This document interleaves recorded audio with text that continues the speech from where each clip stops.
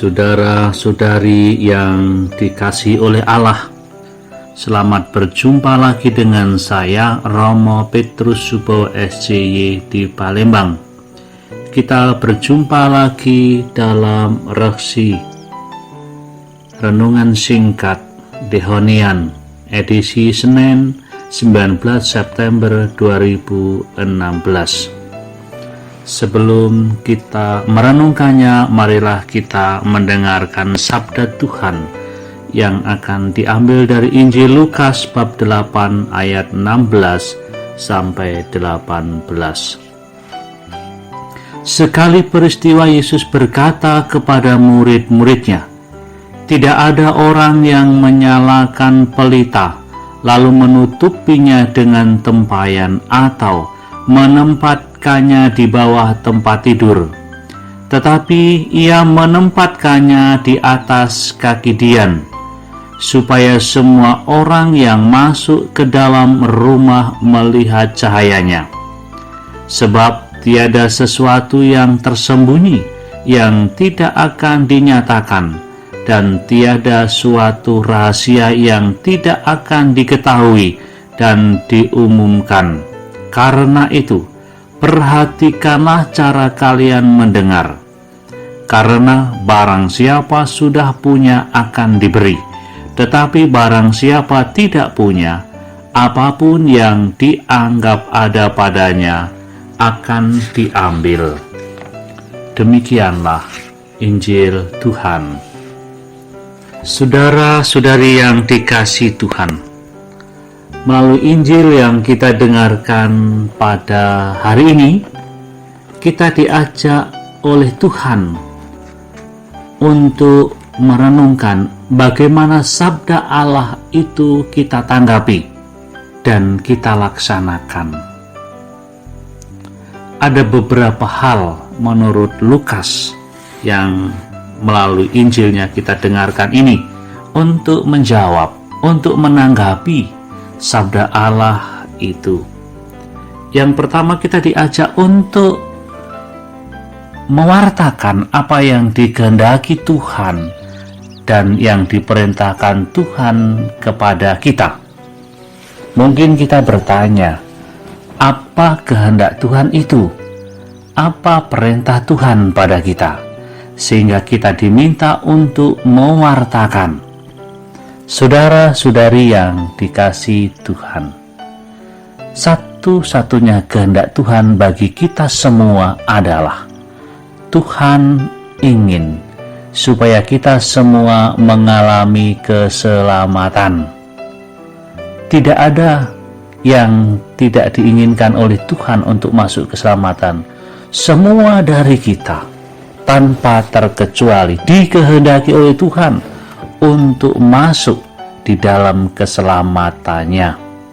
Itulah sebabnya Allah Bapa mengutus putranya Tuhan kita Yesus Kristus ke dunia ini untuk menyelamatkan manusia, supaya manusia bisa masuk ke dalam keselamatan Allah itu. Masuk ke dalam keselamatan Allah atau mengalami keselamatan Allah artinya kita diberkati. Maka mari kita bersama-sama masuk ke dalam hidup yang diberkati. Dan inilah yang dikehendaki oleh Tuhan supaya kita mewartakannya. Kemudian perintahnya adalah, melalui Injil Yohanes kita mengerti Tuhan memberikan perintah baru, yaitu supaya kita saling mengasihi. Untuk apa saling mengasihi? Kita mengasihi supaya kita sama-sama saling menyelamatkan. Maka Tuhan tidak mengirim perintah yang lain kecuali perintah supaya kita saling mengasihi.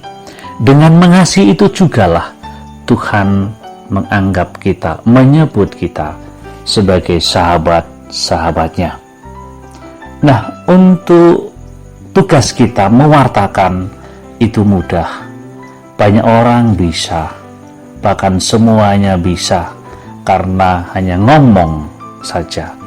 Maka kita diajak untuk meningkatkan memaknai perutusan kita, yaitu menjaga supaya apa yang dikehendaki Allah dan diperintahkan Allah kepada kita itu sungguh-sungguh terjadi. Maka bagaimana keselamatan itu sungguh terjadi?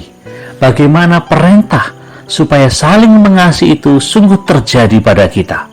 Adalah tugas kita semuanya.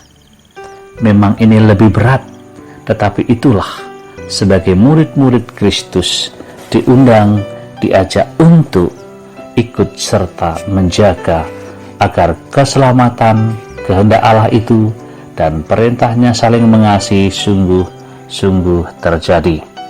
Nah, saudara-saudari yang terkasih, Tuhan Allah ingin bukan hanya kita mewartakan apa yang dikehendaki dan diperintahkan Allah, bukan juga hanya menjaga apa yang dikehendaki dan diperintahkan Allah, tetapi Allah lebih dalam lagi mengundang kita, memanggil kita dan mengutus kita supaya kita menjadi pelaku, pelaksana apa yang dikehendaki Allah, apa yang diperintahkan Allah.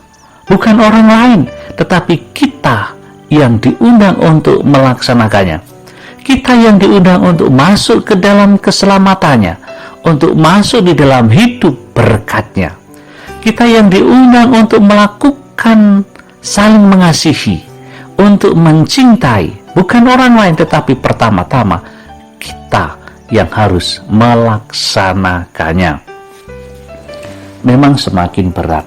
Apakah kita mampu melaksanakan hal itu? Tidak mampu.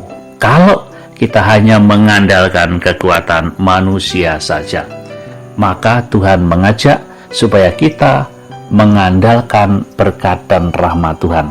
Dengan berkat dan rahmat Tuhan itulah kita akan dimampukan. Orang yang memiliki berkat dan rahmat Tuhan, maka akan semakin diberi oleh Tuhan kemampuan-kemampuan yang lainnya itu.